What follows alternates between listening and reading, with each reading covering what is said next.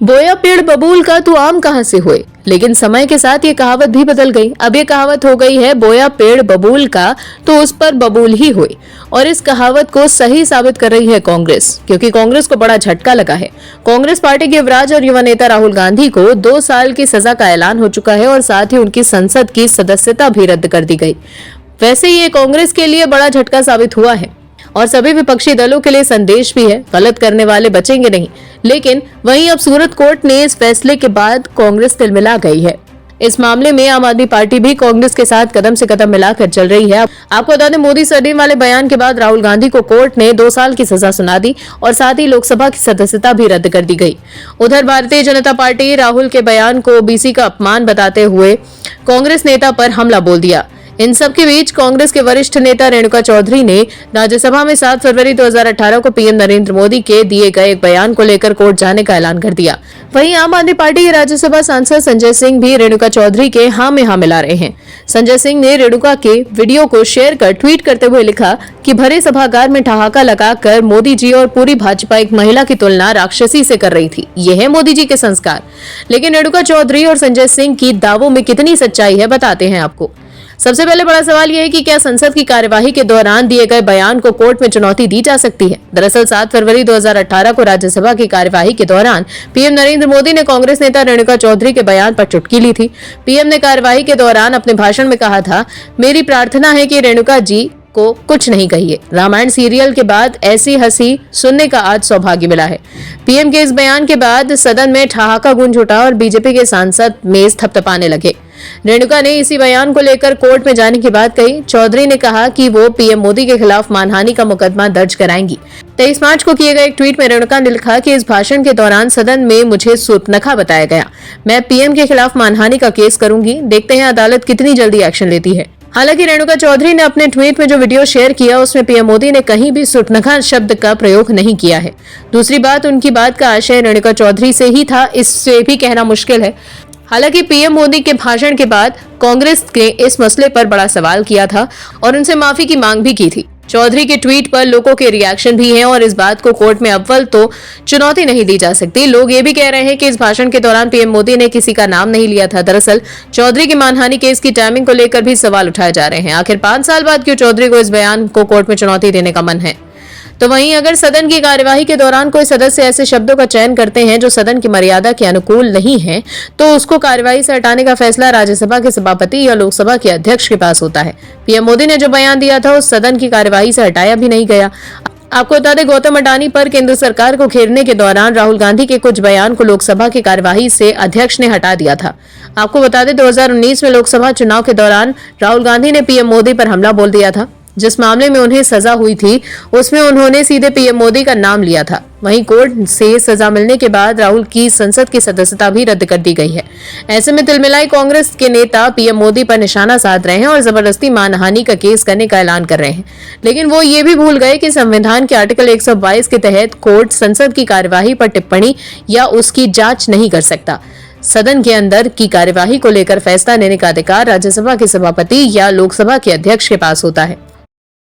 इन दिनों विपक्षी नेताओं के बुरे दिन चल रहे हैं। केंद्रीय जांच एजेंसियों से लेकर कोर्ट भी सख्त हो गया है। ऐसे में विपक्षी नेताओं पर हो रही कार्रवाई से विपक्ष तिलमिला गया है। कांग्रेस के पूर्व अध्यक्ष राहुल गांधी की लोकसभा सदस्यता खत्म हो गई है। लोकसभा सचिवालय ने शुक्रवार को उन्हें अयोग्य करार दे दिया। इसको लेकर हर तरफ से प्रतिक्रिया देखने को मिल रही है। इसी कड़ी में दिल्ली के मुख्यमंत्री अरविंद केजरीवाल ने दिल्ली विधानसभा में दिए गए अपने भाषण में प्रतिक्रिया दी। इस दौरान अरविंद केजरीवाल ने बीजेपी की सरकार पर निशाना साधा। सीएम केजरीवाल ने कहा कि इन्होंने राहुल गांधी की सदस्यता समाप्त कर दी। केंद्र सरकार पर निशाना साधते हुए सीएम केजरीवाल ने कहा कि मैं नहीं समझता कि आजाद भारत में कोई 12वीं पास प्रधानमंत्री हुआ है। उनसे सरकार चलती नहीं है, अहंकार उनका 7वें आसमान पर है। सवेरे से शाम तक इसको जेल भेजो, उसकी सदस्यता रद्द करो, सवेरे से शाम तक यही चलता रहता है। जो लोग देश को तबाह करना चाहते हैं वो बीजेपी में रहो, जो देश को बचाना चाहते हैं वो बीजेपी छोड़ दो। इस बीच सीएम केजरीवाल ने एक बार फिर से उपराज्यपाल विनय सक्सेना पर हमला बोला। उन्होंने कहा कि लोग इस बात को जान गए हैं कि दिल्ली के एलजी सिर्फ काम रोकते हैं। सीएम केजरीवाल ने आगे कहा कि मैं एलजी से कहना चाहता हूं कि आप गुजरात से आए हैं, आप हमारे मेहमान हैं, आपको दिल्ली के बारे में कुछ नहीं पता, आप दिल्ली के विधानसभा क्षेत्र के नाम तक नहीं जानते। उन्होंने कहा कि हम लड़ाई झगड़ा नहीं चाहते, हम मिलकर काम करना चाहते हैं, बहुत काम करने हैं, यमुना को साफ करना है और भी काम है। इस दौरान अरविंद केजरीवाल ने अपने विधायकों से पूछा कि क्या आप जेल जाने के लिए तैयार हैं, क्योंकि ये सबको एक एक करके जेल में डालेंगे। वहीं गुरुवार को सीएम अरविंद केजरीवाल ने राहुल गांधी को सूरत की डिस्ट्रिक्ट कोर्ट की ओर से दोषी दिए जाने पर उनके समर्थन में बयान दिया। सीएम केजरीवाल ने कहा था कि अदालत का सम्मान करते हैं लेकिन फैसले से सहमत नहीं। राहुल गांधी को मानहानि के मुकदमे में फंसाना ठीक नहीं। उन्होंने एक अन्य ट्वीट कर लिखा कि गैर बीजेपी नेताओं और पार्टी पर मुकदमा कर उन्हें खत्म करने की साजिश हो रही है। हमारे कांग्रेस से मतभेद है, मगर राहुल गांधी को इस तरह मानहानि मुकदमे में फंसाना ठीक नहीं। जनता और विपक्ष का काम है सवाल पूछना। हम अदालत का सम्मान करते हैं पर इस निर्णय से असहमत है। मतलब पंजाब विधानसभा चुनाव को लेकर गोवा और गुजरात विधानसभा चुनाव के दौरान कांग्रेस को पानी पी पी कर कोसने वाले और भ्रष्ट कहने वाले केजरीवाल की भाषा भी बदल गई। दरअसल केजरीवाल के खास मनीष सिसोदिया भी जेल जा चुके हैं और आम आदमी पार्टी के दूसरे नेता भी जांच एजेंसियां रडार पर हैं। ऐसे में केजरीवाल भी अब कांग्रेस के साथ हो गए हैं। राहुल गांधी और कांग्रेस पार्टी के लिए कुछ भी अच्छा नहीं हो रहा। राहुल गांधी इस वक्त चौतरफा घिरे हुए हैं। कांग्रेस भी समझ नहीं पा रही होगी कि राहुल बाबा का बचाव किस मामले में किया जाए, क्योंकि एक के बाद एक राहुल की फाइलें खुलती चली जा रही हैं। लोकसभा सदस्यता रद्द होने के बाद राहुल गांधी को एक नई मुसीबत में फंसता हम देख रहे हैं। एक के बाद एक राहुल गांधी जिस तरह से नई नई मुसीबतों में फंसते जा रहे हैं, उससे ऐसा लग रहा है कि कहीं राहुल गांधी इटली की फ्लाइट न पकड़ लें। राहुल गांधी ने भूतकाल में इतनी उल जलूल टिप्पणियां की थी कि अब उन्हें समझ में आ रहा होगा कि जबान पर थोड़ा संयम बरतते तो शायद आज कांग्रेस और वो दोनों ही बेहतर हालत में होते।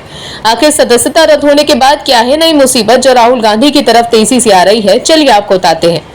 दिल्ली हाईकोर्ट ने राष्ट्रीय बाल अधिकार संरक्षण आयोग यानी एनसीपीआर ने शुक्रवार को उस याचिका पर जवाब मांगा जिसमें कांग्रेस नेता राहुल गांधी के खिलाफ एक दलित बच्ची की कथित रूप से पहचान उजागर करने को लेकर प्राथमिकी दर्ज करने की मांग की गई है।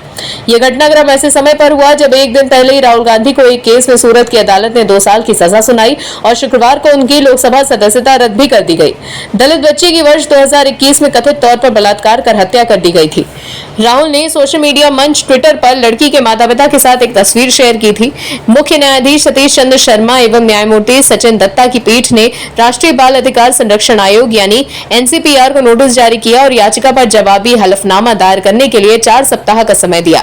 इसके बाद उच्च न्यायालय ने मामले को 27 जुलाई के लिए सूचीबद्ध कर दिया। इसके पहले एनसीपीसीआर के वकील ने कहा था कि उन्हें एक औपचारिक नोटिस जारी नहीं किया गया है और उच्च न्यायालय से याचिका पर बाल अधिकार निकाय को नोटिस जारी करने का आग्रह किया था ताकि वो हलफनामा दायर कर सके। समकालीन राजनीति के राहुल गांधी ऐसे व्यक्तित्व हैं जिसका होना उनकी पार्टी के लिए नहीं बल्कि विपक्ष के लिए भी फायदेमंद नहीं है। राजनीति के पलटू राम कहे जाने वाले नीतीश कुमार क्या एक बार फिर पलटने की तैयारी कर रहे हैं? ये सवाल इन दिनों राजनीतिक गलियारों में पूछे जा रहे हैं। दरअसल बिहार के मुख्यमंत्री नीतीश कुमार के बारे में कहा जाता है कि वो भारतीय जनता पार्टी के साथ हमेशा दूसरा दरवाजा खुला रखते हैं ताकि जरूरत पड़ने पर बात की जा सके। बिहार के राजनीतिक गलियारों में इन दिनों इसको लेकर खूब कयासबाजी हो रही है।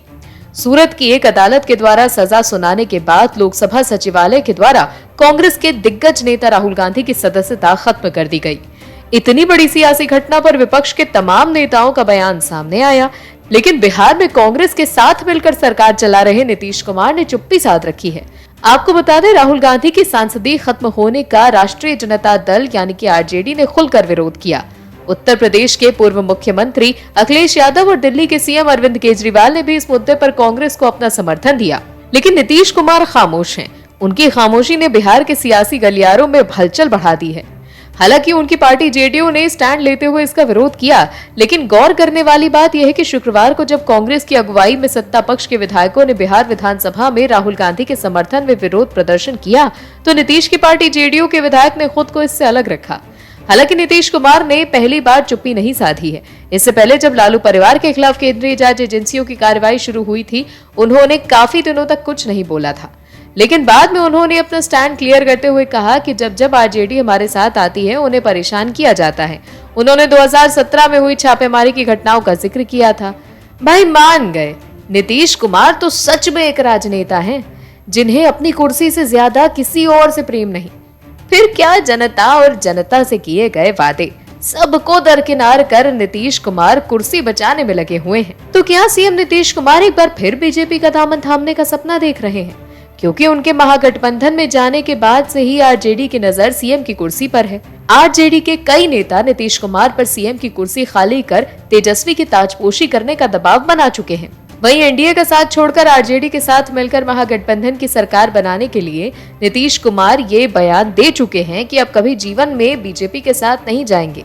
लेकिन हाल ही के दिनों में उनके बीजेपी से नजदीकियां देखी गई हैं। राहुल गांधी को मानहानि मामले में सजा और संसद की सदस्यता से अयोग्य ठहराए जाने को लेकर ही नीतीश चुप्पी नहीं साधे हुए। इसके अलावा ईडी सीबीआई के केंद्र सरकार पर दुरुपयोग को लेकर पीएम नरेंद्र मोदी को विपक्षी नेताओं के पत्र और फिर 14 पॉलिटिकल पार्टीज का सुप्रीम कोर्ट का दरवाजा खटखटाना, इन सब में बिहार में बने 7 दलों के महागठबंधन के प्रमुख घटक दल आरजेडी के नेता तेजस्वी यादव शामिल होते रहे हैं। लेकिन आरजेडी के सहयोग से ही सीएम बने नीतीश कुमार कटे कटे दिखते हैं। इस बीच बीते दिनों बीजेपी के विधायक पवन जायसवाल ने भी बयान देकर बिहार की राजनीति का पारा बढ़ा दिया। बीजेपी विधायक पवन जायसवाल ने कहा कि जनता चाहती है कि एनडीए की सरकार हो। पहले की एनडीए सरकार में बिहार की छवि बदल गई थी। एक सवाल पर कि नीतीश कुमार एनडीए में आते हैं तो सीएम कौन बनेगा, इस पर चौंकाने वाला बयान देते हुए बीजेपी विधायक ने कहा कि बड़ा दल होने के बावजूद बीजेपी ने हमेशा त्याग किया और नीतीश कुमार को सीएम बनाया ताकि सुशासन की सरकार चले और जंगल राज नहीं आए। इस बार कौन सीएम होगा, नीतीश के वापस आने पर ये बीजेपी का आलाकमान तय करेगा।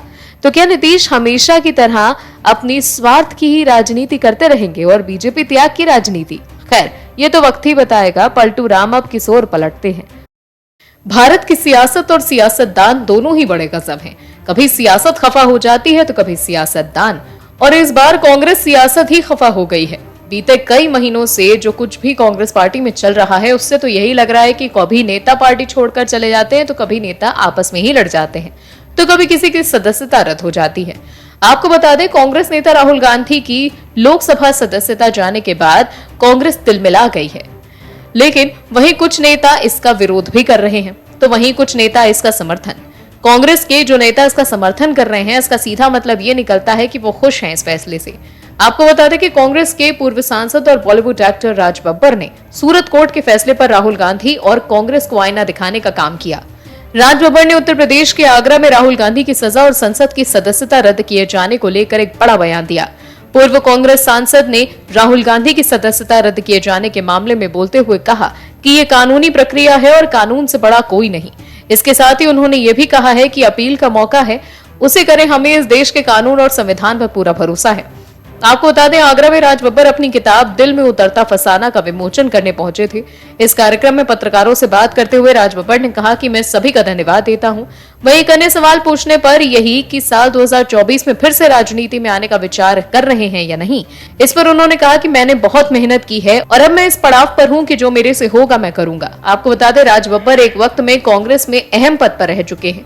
वो राहुल गांधी के करीबी भी रहे हैं, लेकिन पिछले कुछ समय से वो राजनीति से दूर हैं और अब राहुल गांधी को कोर्ट से मिली सजा और फिर उनकी लोकसभा की सदस्यता रद्द होने के बाद राज बब्बर ने राहुल को लेकर बयान देकर सुर्खियां बटोरी हैं। कांग्रेस के जो नेता कोर्ट के फैसले पर हाय तौबा मचा रहे हैं, वहीं मोदी सरकार पर निशाना साध रहे हैं, उनके लिए राज बब्बर का बयान करारा तमाचा है। कांग्रेस को समझना होगा कि अगर वो कोर्ट के फैसले पर सियासी रोटी सेकने का काम करेगी तो जनता में यही संदेश जाएगा कि पार्टी गांधी परिवार के लिए अलग कानून चाहती है, क्योंकि राहुल इकलौते नेता नहीं है जिनकी सदस्यता गई है। इससे पहले भी कई विधायक और सांसद कोर्ट से सजा मिलने की वजह से अपनी सदस्यता गंवा चुके हैं। ऐसे में अगर राहुल गांधी को कोर्ट से सजा मिलने के बाद सदस्यता गई है तो इसमें कांग्रेस की मोदी की साजिश क्यों नजर आ रही है? दरअसल कांग्रेस के पास अब एक ही काम रह गया है कि वो हर मुद्दे को मोदी से जोड़े और सियासी रोटियां सेके। हालांकि देश के लोग अब जागरूक हो चुके हैं, उन्हें सब पता है कि कौन सही है और कौन गलत। 2019 के लोकसभा चुनाव में राहुल गांधी ने राफेल डील में घोटाले का मामला उठाया था, जो कि चुनावी मैदान में पूरी तरह से फेल साबित हुआ और फिर बाद में राहुल को सुप्रीम कोर्ट से सुप्रीम फटकार भी पड़ी। वहीं इस बार 2024 के लोकसभा चुनाव से पहले राहुल गांधी ने अडानी का मुद्दा उठाया है और अब देखना ये होगा कि अडानी पर राहुल को देश के लोगों का साथ मिलता है या नहीं।